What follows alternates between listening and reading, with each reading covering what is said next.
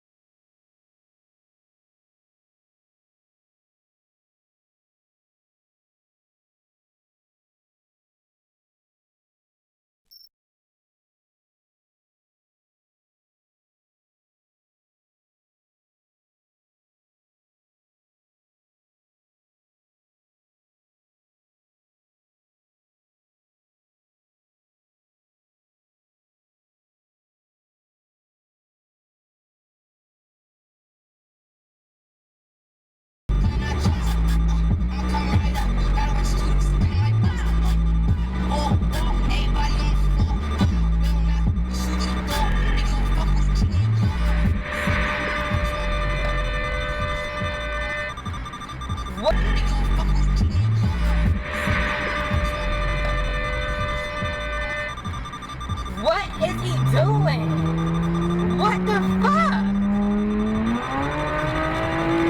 Do you want to be on Dashcam Time? It's simple. All you need to do is click on the video submission form, which can be found on our channel or video description. Fill in a few boxes that will provide the information about your incident, and then submit. It's really that easy.